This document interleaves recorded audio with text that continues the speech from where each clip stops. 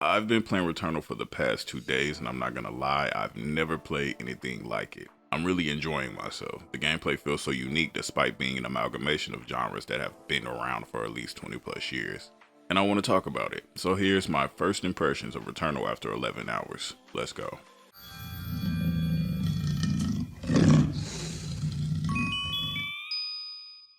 First, I just want to say, starting over repeatedly after dying has way more charm than first thought.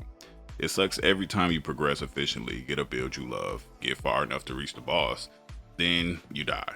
So, of course it sucks every single time. But starting over definitely feels fresh, and I guess in that aspect, it's very eye-opening for me because I've never attempted a roguelike. Arenas and enemy locations constantly changing really doesn't get old. It even becomes addicting, especially when you see how far you can get in this forever changing world. Weapons feel amazing and are very satisfying to shoot. I'm not one to really like rocket launchers and shooters too much, but I picked up one and used it very efficiently. It felt responsive and moving around so quickly made for some pretty satisfying setups against the alien enemies. To elaborate more, I'll say, the first thing I learned in this game is you have to keep moving until you're in a safe spot to shoot. It seems obvious up until an enemy sidelines you because you're too focused on killing these enemies over here, and you end up creating blind spots for yourself. There's indicators for when you're about to get hit, but there's so much more on the screen that you have to pay attention to be effective, especially considering the fact that you can't get familiar with most of the forever changing layouts. But since all the enemies are gun-ho on following you to kill you, make sure you use that to your advantage and kind of round them up at times. It's not as simple as something like Call of Duty Zombies, but still effective once you get the hang of it. And despite the rocket launcher I picked up being perfect for running and gunning more than the pistol and the assault rifle I had before, I didn't hesitate to grab a new pistol that was more powerful, and I never came to regret my decision. All of the weapons have such a unique feel to them, and the adaptive triggers give you more quick access and control of the weapons, making the feel a little more personal. The DualSense in general is amazing with Returnal. I had cleared an area, took a quick break, and diverted my eyes away from the screen, and after a minute I thought it was raining outside because of that crisp audio coming from the DualSense. It was the faint sound of raindrops with the soft but precise vibrations that kinda tricked me, and I had to look up at the screen to confirm it was the game.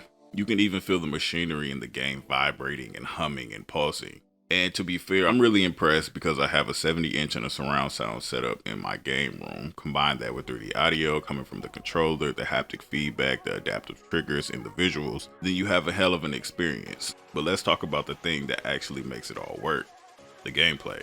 I really wanted to talk about something that I was worried about in this game, and some other players were too, and that is malignant items. Surprisingly, I have no complaints actually. I'm not the type to usually entertain these type of items in any game, but I was curious to see what the suit malfunctions would be and what would I need to do to get rid of them. I picked one up and it wasn't as gameplay breaking as I thought. It was no weapon progression in exchange for slow healing when I wasn't getting hit, I believe.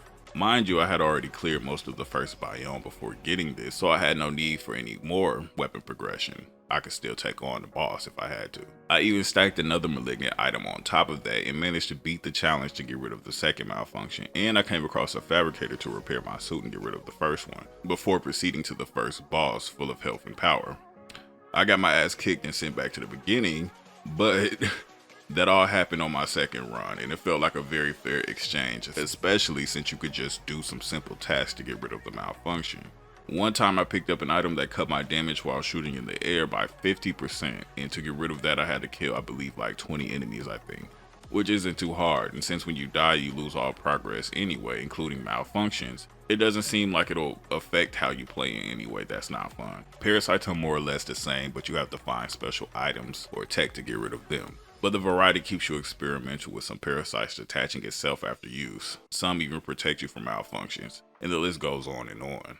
I've heard other players say that they don't really touch the parasites too often, but I think they're best for specific situations instead of picking up any you find, making this gameplay mechanic feel more organic than on the nose. Now, I do really love how the game challenges you. The way Housemarque balances the game feels pretty good. Everything from the malignant chest to the enemies to the bosses feel like a fair challenge. It reminds me of Demon Souls, but failing and starting over doesn't feel so heavy in this game. It's hard to explain because it's not easy, but it's just quicker to understand what's going on. The challenges stack up to being one big challenge instead of everything being super challenging by itself. And all the added variety keeps everything flowing forward. Deep down, it just makes you want to explore and see how far you can get in this direction, and even see what you can find in that direction. Oh yeah, the challenge rooms are fun as well. I've only beaten one in the first biome, but you get health items and weapons if you win. Sometimes this is involuntary and you may walk into an area then suddenly get locked in with some of the toughest enemies trying to jump you. Now, I haven't died in any of these encounters, but I've came close to dying almost every other time. I had to really commit, stay calm, and be patient to overcome these sudden challenges. Story-wise, I want to call out all the BS PS5 haters who are trying hard to push the narrative that the gameplay didn't mix well with the story. First off, gameplay mixing with story elements have never been a requirement for a game to be good. That is a preference at best.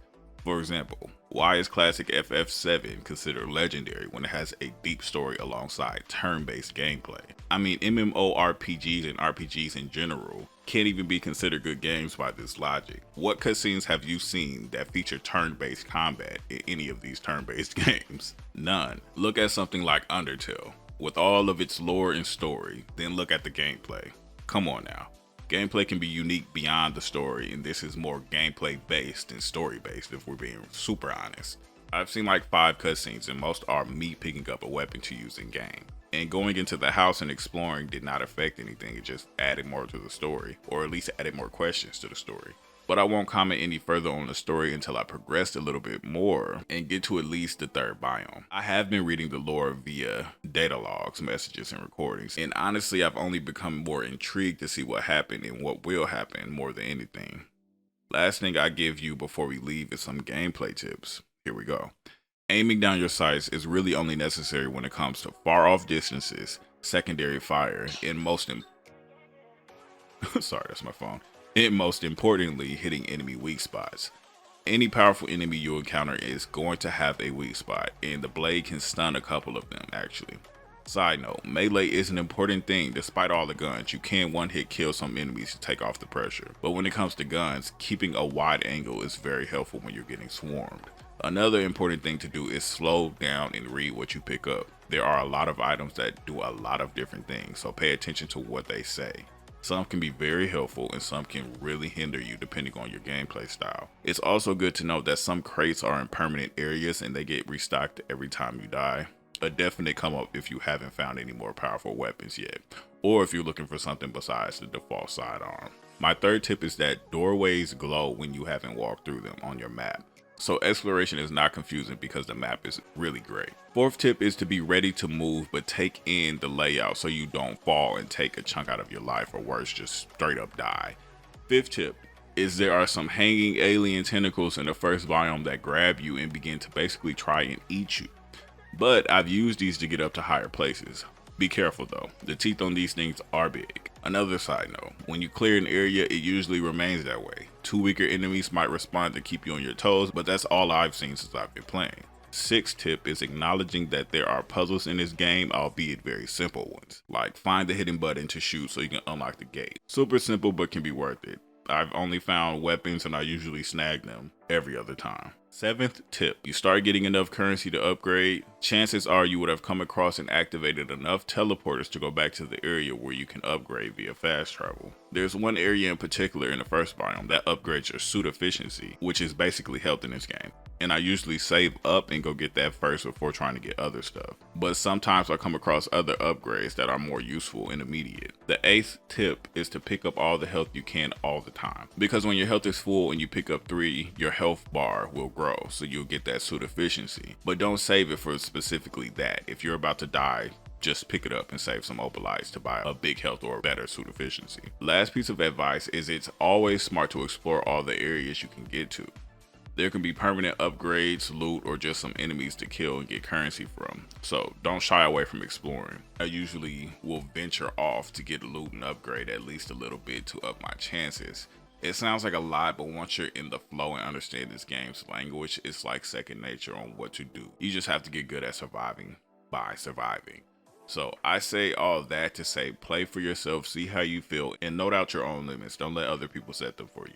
Everyone who has played this game properly all have positive things to say while simultaneously pointing out its flaws without saying it's too hard ever. But that's all I'm going to say. Have you played Returnal? Are you enjoying the challenge so far? I know after I beat the first boss, I got super gassed. The payoff felt good and fair based on my capabilities and mistakes. I realized early on the game is not holding your hand for real, and that's okay because that's the point. If you haven't played it, I recommend giving it a try, but until then, thanks for watching. You've been great. My name's Koszmec, aka the Cosmic Anomaly. Oh shit. I forgot I just created another PlayStation account for this channel. My OG one is tied to my personal YouTube, sadly, but if you want to add me, I'll put my username in the description below. And let me know if you want me to start uploading some non-commentary walkthroughs alongside content. And last but not least, stay creative. Peace.